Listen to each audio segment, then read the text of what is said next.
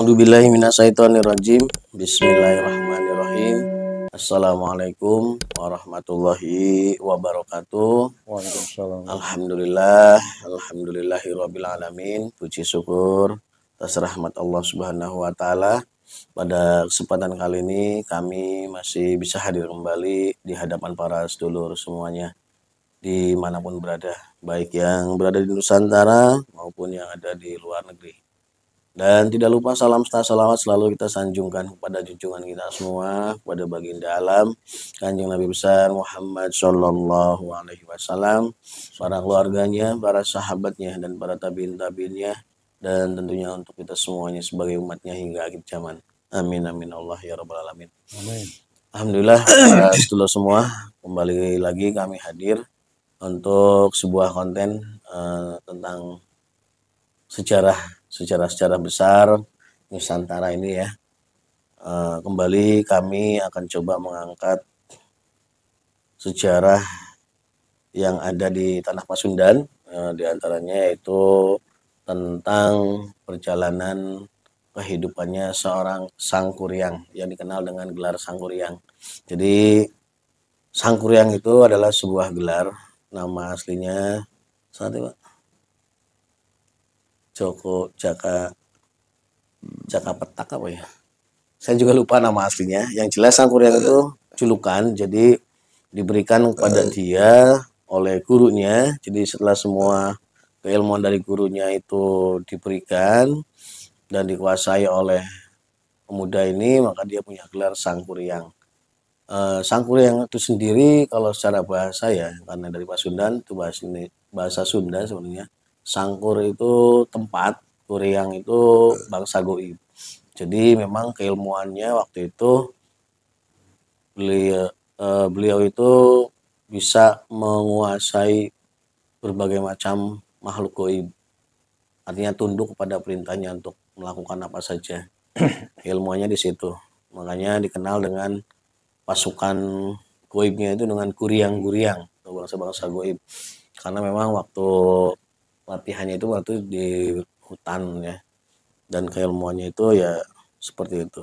Dan sudah kita ketahui semua bahwa alhamdulillah sosok Sangkuriang ini sudah pernah dimuslimkan oleh guru kami.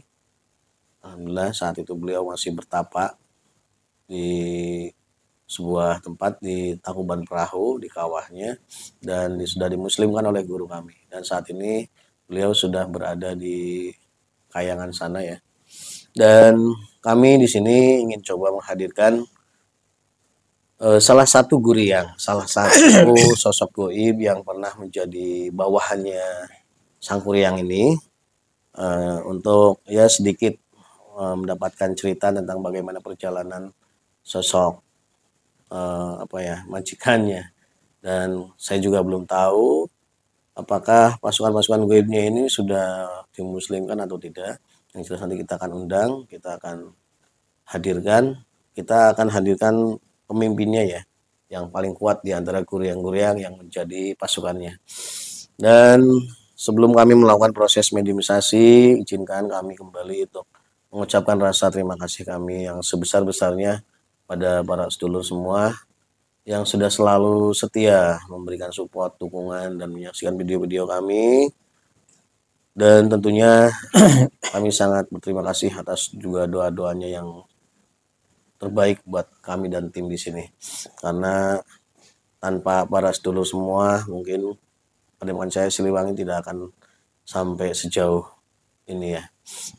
Dan seperti biasa saya sudah ditemani oleh salah satu mediator Padepokan Cahaya Siliwangi dengan Pak Yas Dirgantara.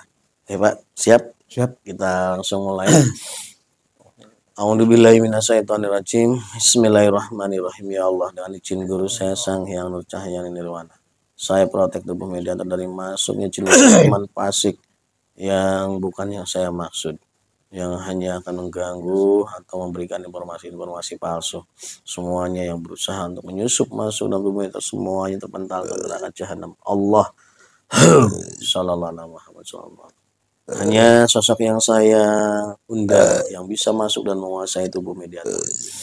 A'udzubillahi minasyaitonirrajim. Bismillahirrahmanirrahim. Ya Allah, dengan izin guru saya Sang Hyang Nur Cahaya Nirwana, saya tarik sosok goib, sosok guriang, goib yang pernah menjadi bawahannya Sang Kuryang atau menjadi pasukannya Sang Kuryang. Saya minta pimpinannya. Saya minta yang paling sakti di antara semua guriang yang menjadi pasukannya. Saya minta untuk hadir di tempat ini dan masuk dalam tubuh mediator. Dengan izin guru saya Sang Hyang Nur Cahaya Nirwana. Allah. Allah masuk. Sallallahu alaihi Muhammad Sallallahu alaihi Muhammad. Sinkron energinya sinkron dengan tubuh mediator. Silahkan, saya izinkan sepenuhnya untuk menguasai tubuhnya. Hanya menguasai tubuhnya, tidak menguasai pikirannya, hanya menguasai tubuhnya. Sinkron energinya, sinkron. Kita suaranya langsung tersambung otomatis, bisa berbicara bahasa manusia. Allah.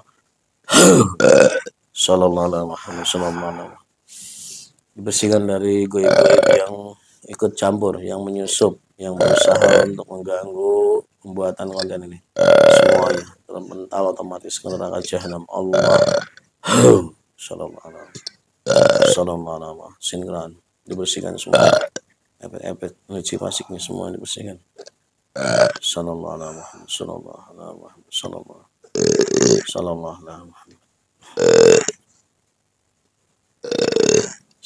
Sinkron. Allah. Sallallahu.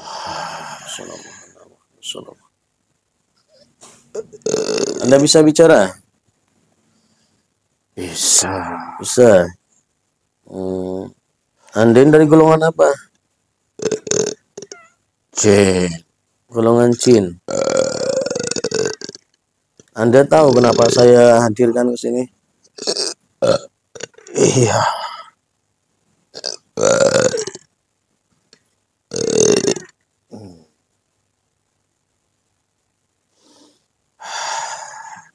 Sinkron.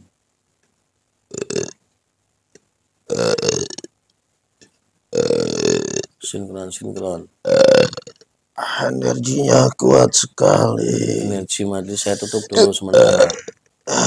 Saya tutup sementara energi majlis ini tidak bisa mengganggu Allah. Terprotek. Sallallahu alaihi. Kamu menjadi nyaman dalam tubuh mediator. Allah. menjadi nyaman. Sallallahu alaihi. Silahkan Anda memperkenalkan diri. Siapa Anda? Saya Dharma Wangsa. Dari golongan bahasa Jin. Iya. Apakah Anda punya kaitan dengan tokoh yang mau kami bahas ini saat di sini?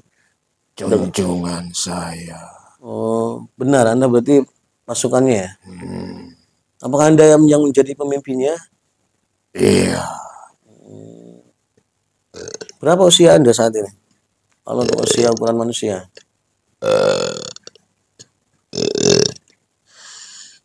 Sudah ribuan tahun.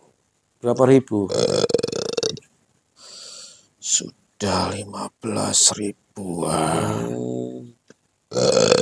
Tua sekali ya. Jadi semenjak sebelum Masehi Anda sudah ada. Betul. Berarti pas ya kalau saya panggil dengan nama Aki ya, di Dharma Wangsa. Sangat sinkron dengan saya panggilan tersebut. Saya belum dimuslimkan. Kenapa? Padahal majikan Anda sudah Muslim. Karena belum selesai tugasnya. Oh, Anda masih punya tugas. Ia menjaga wilayah Tangkuban Perahu. Suatu saat nanti menurut beliau junjungan kami akan seperti beliau. Yang saya tahu goib yang tidak boleh dimuslimkan itu betul yang sedang bertugas, tapi tugasnya khusus, yaitu menjaga. Biasanya di tempat tersebut ada harta yang tersimpan yang suatu saat akan digunakan untuk kesejahteraan rakyat. Biasanya tugasnya itu. Apakah tugas Anda punya kaitan dengan hal itu? Iya, Di kawah itu berarti tersimpan. di sekitar situ tempatnya, mohon maaf. Ya, ya nggak apa-apa. Yang tidak harus Anda sebutkan tidak usah disebutkan. Nah, kalau boleh tahu, nah harta yang tersimpan di situ sejarahnya itu dari mana? Hanya riwayatnya saja. Anda tidak usah harus menyebutkan tempatnya. Kalau misalkan peninggalan dari kerajaan mana?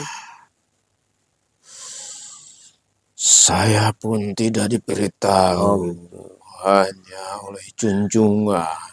Hmm, Setelah semua pekerjaan sia-sia, hmm, junjungan kami putus asa iya. dan menyimpan semua harta benda yang akan dijadikan, Mas kawin. termasuk untuk kehidupan kedepannya. Hmm, Itulah harta yang saya jaga. Itu Semenjak Anda lahir tadi selama 15.000 tahun, Anda memang tetap di situ atau tadinya dari tempat lain? di hutan di sekitar situ. Ya, masih di wilayah Bandung. Betul. Jadi Anda mengenal dong dengan kerajaan Galuh Purba. Mengalami. Galuh Purba, Galuh Pakuan, kerajaan Sunda di daerah Priangan, daerah Pasundan, sedikit-sedikit apa. Kalau Galuh Pakuan itu udah kesininya. Galuh Purba itu kan sebelum Masehi itu. Ya, Itu waktu itu masih lempengan Sesar itu belum pecah itu. Anda sudah di situ berarti. ya, Kenapa Anda terganggu dengan apa? belum sinkron saya dengan isi Tenaga Anda yang terlalu besar atau energi mediatornya terlalu besar? mediator. Mediatornya energinya terlalu besar. Menolak. Menolak. Kenapa? Kan saya izinkan hanya menguasai tubuhnya. Sudah. Sinkron. Energi Anda diperkecil aja. Ya, mungkin terganggu. Oh gitu. Boleh ya, saya sedikit bertanya tentang kaitannya perjalanannya majikan Anda dulu untuk memperjelas saja perjalanan sejarah, barangkali ada yang belum pas dengan yang diceritakan yang banyak dibaca-baca orang hari ini. Nah, menurut Anda mungkin Anda juga sudah tahu ya riwayat perjalanan majikan Anda yang tertulis dalam sejarah-sejarah Parahyangan, sejarah Sunda tentang Tangkuban Perahu. Apakah itu semuanya benar, sudah seperti itu, atau ada hal lain yang belum pas? Saya kurang meneliti karena banyak sumber. Yaudah, sekarang gini aja, saya langsung bertanya aja ya. Ya, Ini berkaitan dengan perjalanan beliau bertemu dengan seorang wanita cantik yang ternyata itu adalah ibunya. Itu benar. ya, Benar ya. Dan saat itu Anda kan berada di luar tubuhnya atau di dalam tubuhnya? saya keluar masuk Keluar dalam masuk. tubuhnya. Ya berarti Anda juga bisa melihat secara langsung waktu itu Iya, sosok Ibu Dewi Dayang Sumbi. iya, Sampai seorang anak itu tidak mengenali, bahkan sampai terpikat dengan cantiknya. Berarti secara fisik itu wujud Ibu Dewi Dayang Sumbi itu benar-benar tidak berubah. Tidak berubah. Dia seperti gadis 17-an. Oh gitu. Iya, Jadi nggak ada yang berubah sama sekali ya. tidak ada yang. Kalau boleh tahu, apakah Anda tahu eh, bisa terjadi seperti itu karena satu keilmuan atau apa itu sebenarnya? Ada satu keilmuan yang bisa seperti itu. Ada. Ada. Tetapi hanya turunan-turunan dari kayangan. Oh gitu. Karena untuk manusia tetap tidak bisa. Jadi Ibu Dewi Dayang Sumbi ini punya darah kayangan maksudnya? Iya, Hmm. kalau saya lihat Hmm. dan saya pun sama seperti junjungan Iya. ingin tahu siapa sosok wanita cantik tersebut. Hmm. Saya ditugaskan untuk menelusuri dari mana. Hmm. Karena beliau ada di hutan sendirian. Hmm. Tahu kan yang namanya hutan belantara. Iya. Apalagi beliau seorang wanita. Betul. Setiap detiknya bahaya di mana-mana. Iya. Tetapi lingkungan di sana tidak membuatnya berbahaya. Seakan-akan semua melindungi. Itu juga efek apa itu? Apa efek keilmuan juga? Iya. Jadi lingkungan sekitar itu merasa memiliki, Hmm. katakanlah seperti mutiara yang dengan sendirinya sekitar lingkungan akan menjaganya. Hmm. Dan saya pun sempat bertanya dengan junjungan, Hmm. apakah selama ini pernah bertemu atau tidak? Katanya tidak, Belum pernah. belum pernah. Tetapi junjungan pernah mengatakan bahwa beliau pernah meninggalkan ibunya. Dia lupa dengan wajah ibunya waktu ditinggalkan itu. Nah, setelah yang saya mohon maaf, Hmm. yang saya tahu dari cerita junjungan ketika saya tanya hal seperti itu, hanya ingat ketika dia diusir, dipukul kepalanya. Tidak mengingat sama sekali wajahnya. Dari situ semua ingatannya Oh. hilang. Oh kalau orang zaman, kalau manusia itu mungkin hilang ingatan itu. Hilang ingatan, bahkan pingsan beliau. Apa ya itu istilahnya? Jauh dari, Hmm. karena diusir tersebut. Iya, iya. Jadi kehilangan ingatan jati dirinya siapa itu nggak tahu. Hilang ingatan. Mungkin nama aslinya juga dia nggak tahu ya. Iya, betul. Dia hanya mengenal dirinya itu Sangkuriang. Makanya diberi nama Sangkuriang oleh orang Karena belum tahu namanya, belum ada namanya lah. yang merawat dia, yang menjadikan dia gurunya itu.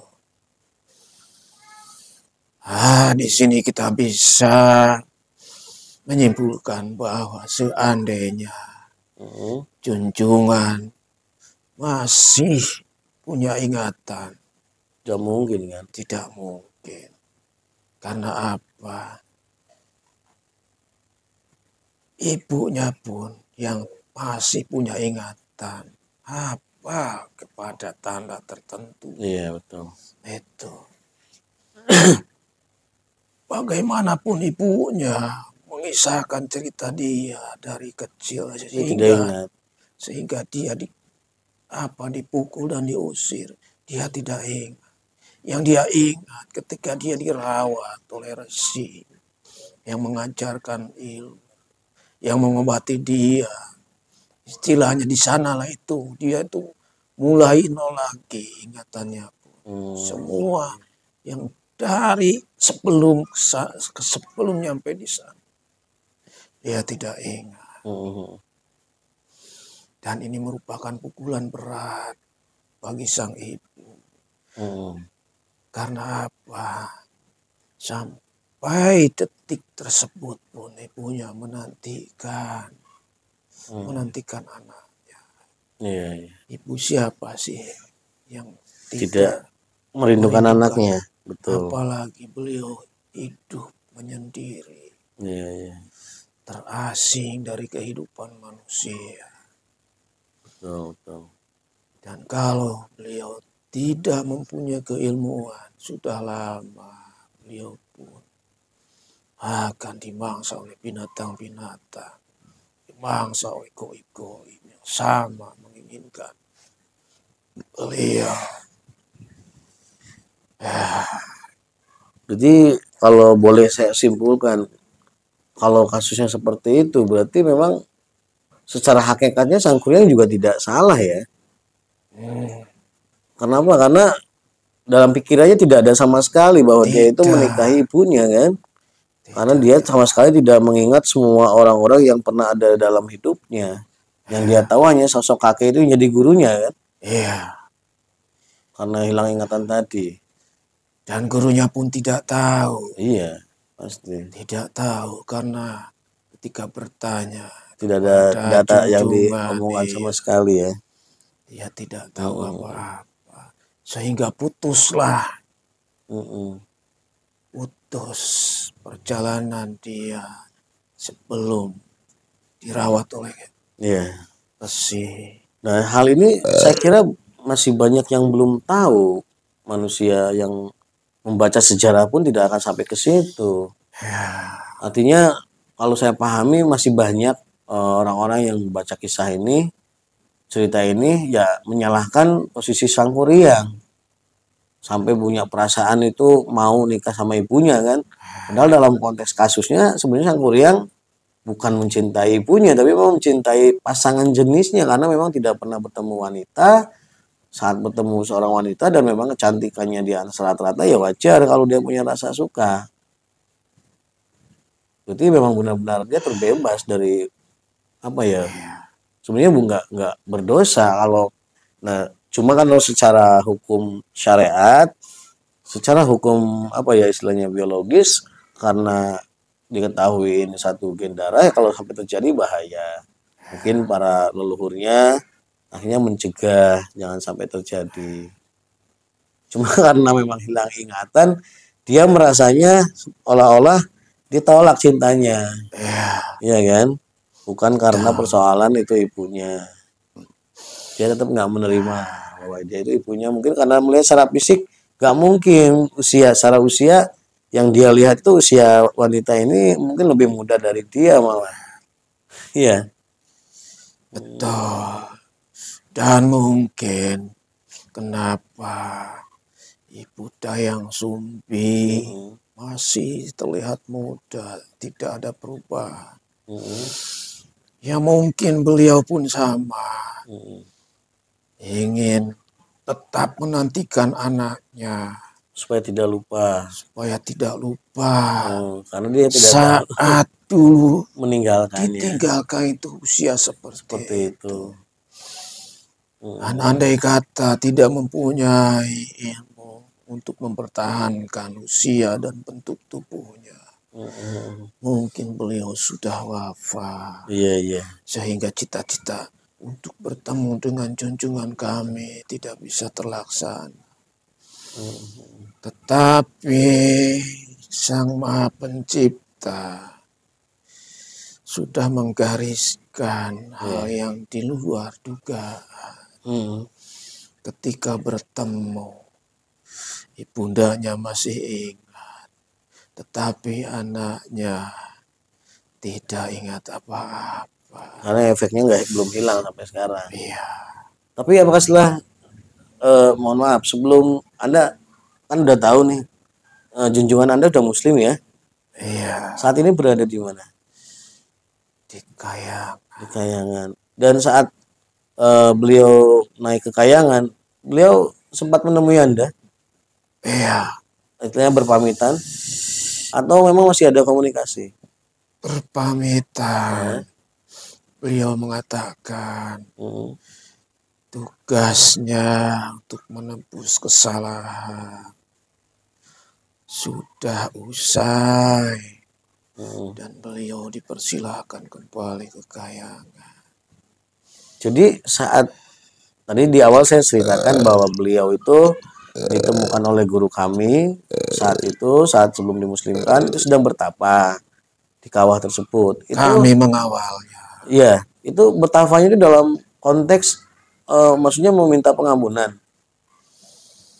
Atau Iya, dalam seperti iya. itu. Berarti sudah saat itu sudah sakit ingatannya itu sudah terpulih kan sehingga dia menyadari bahwa dia salah gitu. Belum. Terus dia menyadari salahnya itu dari mana? Kesalahan apa?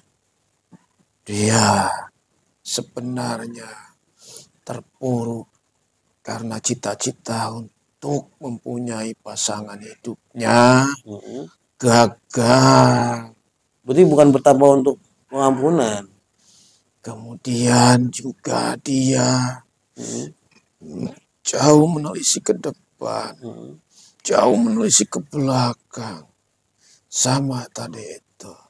Sudah ada kemungkinan apabila dia itu salah jalan.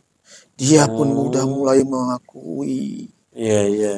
Karena apa? Seandainya yang dimaksudkan beliau itu bukan ibunya, dengan kesaktiannya Pasti terwujud. pasti terwujud. Dia Iya, iya. merasa seperti tersebut. Berarti ada timbul kesadaran Kesadaran. ya dalam rohaninya Ya, dan dia mengingat-ingat ucapan ibunya mungkin bahwa Iya. saya ibunya. Dan dia mungkin membenarkan karena kegagalannya itu justru kehendak Sang Hyang Widi waktu itu mungkin ya. dan kalau misalkan tidak gagal karena cinta, Iya. mungkin amarahnya. Iya. Karena masih ada rasa cinta sehingga tidak ingin membunuh atau membinasakan. Tetapi lebih mendasar ke kalbunya. Mungkinkah ini, mungkinkah itu. Sehingga dia dalam pertapaannya minta ampunan atas semua Ya, posisinya. yang pernah dia lakukan. Alhamdulillah. Sehingga beliau pun ingin dikembalikan ingatannya, entah sekarang bagaimana. Ya kalau sudah muslim, sudah bertemu guru kami, insya Allah semuanya sudah kembali. Dan dia sudah dalam keyakinan yang mutlak. Atau ya mungkin sekarang mungkin sudah bertemu dengan ibunya di sana di Kayangan. Kemungkinan. Saya tidak bisa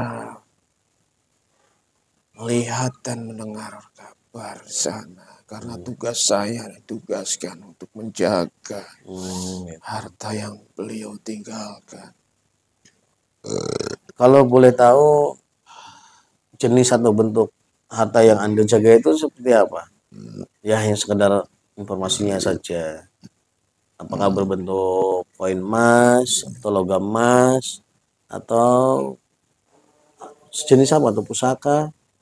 Perhiasan Perhiasan. untuk beliau serta pasangannya. Ada juga batangan-batangan yang belum dibentuk. Itu. Kalau pusaka tidak ada. Tidak ada. Ya, karena beliau mengkhususkan suatu saat nanti ingin memakmurkan daerah situ dengan keturunan-keturunannya. Sudah beliau rencanakan di mana akan membuat istana, di mana akan membuat kerajaan di sana. Terus saat ini Anda sebagai pemimpin yang ditugaskan untuk menjaga wilayah tersebut, berapa pasukan Anda saat ini yang bertugas bersama Anda?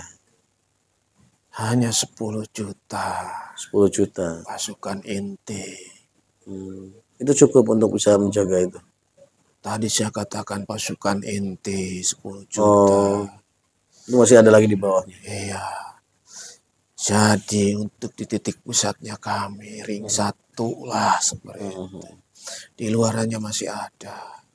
Biasanya berlapis-lapis itu. Betul.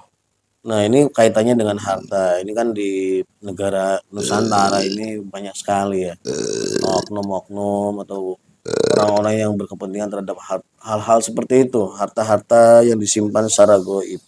Apakah di Ya, wilayah tersebut juga pernah tersentuh oleh orang-orang yang seperti itu? makanya saya tadi Hmm, katakan ketika panjenengan mengatakan atau hmm, menanyakan keberadaannya, saya tidak mengatakan. iya.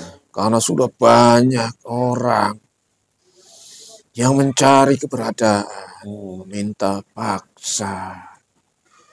Dan seandainya kami tidak kuat, hartanya mungkin selamat, tapi kami penjaga-penjaganya mungkin sudah musnah.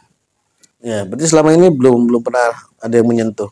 Oh, Belum, masih tersimpan rapi ya. iya. Alhamdulillah, ya mudah-mudahan.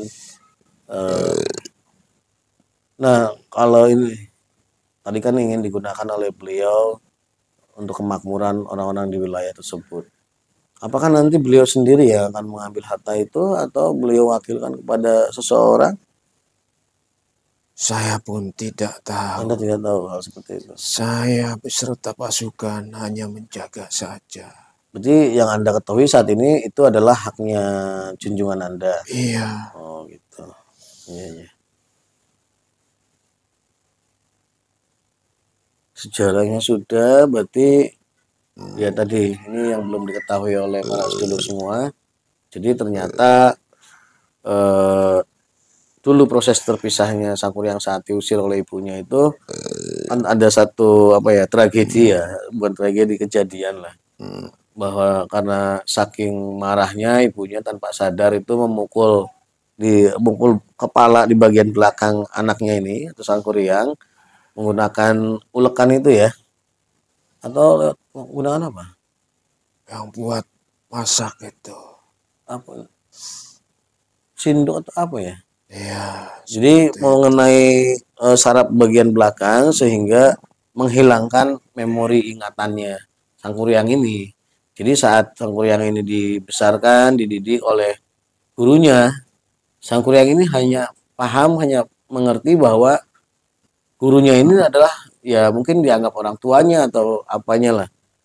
Makanya pada saat beliau dewasa keluar dari gunung terus bertemu dengan sosok ibunya sebenarnya Ibu Dewi Dayang Sumbi itu beliau itu sedang dalam kondisi tidak ingat masa lalunya.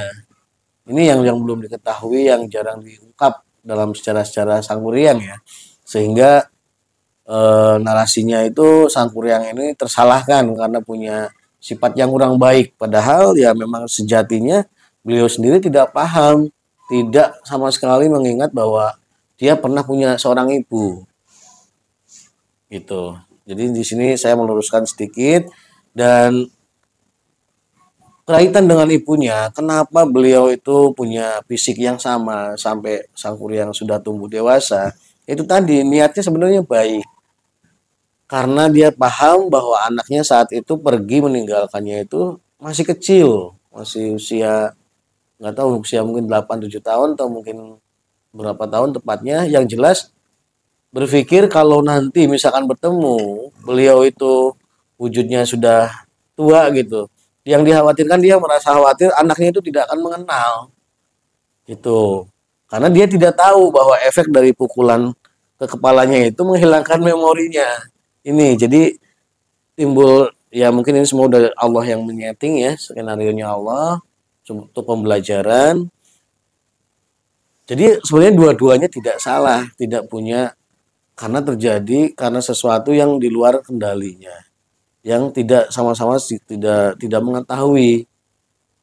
Jadi yang satu lupa ingatan, yang satu punya niat baik supaya anaknya itu mengenal. Justru efeknya karena usianya tidak seperti tidak berubah wajahnya, akhirnya menjadi daya tarik sang kuryang yang sudah tumbuh dewasa ini karena ketertarikan terhadap lawan jenisnya. Dari situlah masalahnya, tapi ya alhamdulillah suatu sejarah yang buruk akhirnya tidak terjadi, terselamatkan pernikahan antara anak dan ibu dan ya itu tadi endingnya. Dua-duanya tidak salah, makanya alhamdulillah saat ini beliau sudah muslim dan sudah kembali ke kayangan itu karena satu anugerah dari Allah. Karena memang sebenarnya Sang Kuryang tidak bersalah gitu. Mungkin seperti itu ya Ki ya.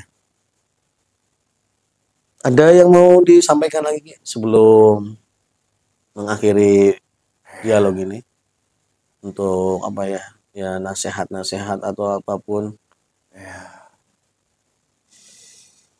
jangan sampai kejadian-kejadian yang seperti dialami junjungan kami terulang pada bangsa-bangsa manusia. Karena apa? Sejarah itu akan terulang, tetapi dengan bentuk, waktu, tempat yang berbeda. Kalau dilihat dari atas,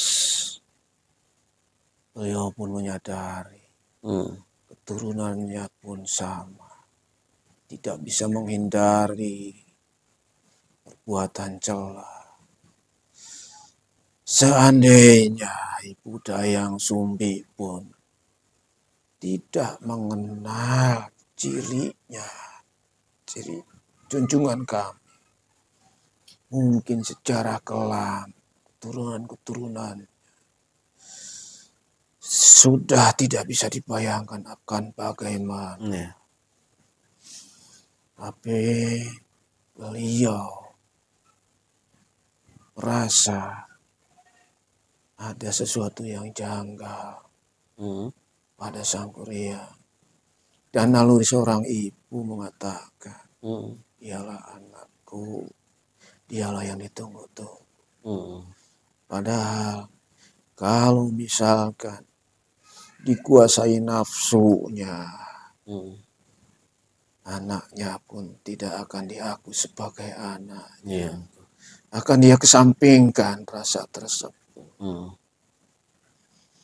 Disinilah kita bisa memetik pelajaran bahwa apabila kita bertindak, jangan sampai mengambil keputusan saat dikuasai oleh nafsu. Mengambil keputusan saat kita marah. Penyesalan Ibu Dayang Sumbi pun sama. Seandainya beliau tidak marah, mungkin Sang Kuryang akan mengenal. Kalau kita lihat, kalau kita tarik sejarah, ini pun sama. Sebagai bentuk hukuman kepada Dayang Sumbi. Karena terlalu keras. Sehingga mungkin di bangsa panjenengan otaknya kena. Dan Ibu Dayang Sumbi pun tahu bahwa ada apa dengan kepalanya.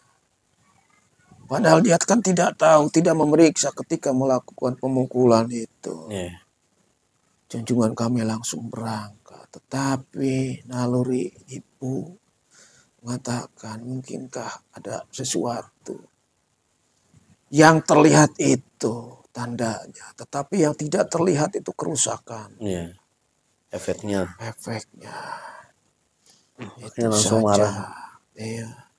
Sekali lagi saya pesankan, jangan sekali-kali mengambil keputusan dalam keadaan marah. Karena kalau dalam keadaan marah, bukan hati yang dikedepankan, tapi hanya pikiran sesaat saja. Nah, itu saja. Alhamdulillah. Terima kasih Ki atas penjelasannya, sangat begitu jelas, dan ternyata di balik kisah sejarah beliau ini sangat banyak sekali Ki ya, pelajaran dan hikmah-hikmah yang bisa kita ambil.